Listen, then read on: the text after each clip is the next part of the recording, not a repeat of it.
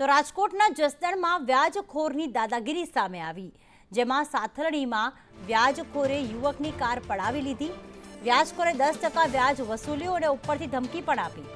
યુવરાજવાળા સામે money land act હેઠળ ગુનો નોંધાયો છે।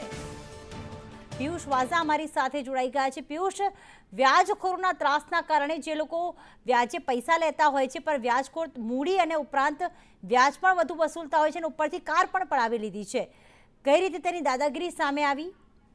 જી ચોક્કસથી જસદણ તાલુકાના સાણસલી ગામે 10% ઊંચા વ્યાજે રૂપિયા આપેલા હતા અને જે એને ગૂગલ પે થી જે ફરિયાદી છે તેને ગૂગલ પે થી પણ પૈસા એને થોડા ઘણા ચૂકવી દીધેલા હતા। બાદમાં એના ચેક પણ પડાવી લીધેલા છે અને બાદમાં એની પાસેથી કાર પણ પડાવી લીધી છે। ત્યારે આવા અનેક કિસ્સાઓ સામે આવતા હોય છે। ત્યારે જે આ વ્યાજખોરોની જે દાદાગીરી છે તે દિવસે ને દિવસે વધી રહી હોય તેવા દ્રશ્ય પણ સામે આવતા હોય છે। જ્યારે થોડા દિવસ પહેલા એક વિછા તાલુકામાં પણ એક આવો કિસ્સો સામે આવ્યો હતો, ત્યારબાદ સાણસલીમાં આવ્યો। અનેકવાર જસદણ પંથકની અંદર વારંવાર વ્યાજખોરોનો ત્રાસ વધી રહ્યો હોય તેવું સ્પષ્ટપણે નજરે આવી રહ્યું છે। જી આભાર તમામ વિગતો માટે પિયુષ।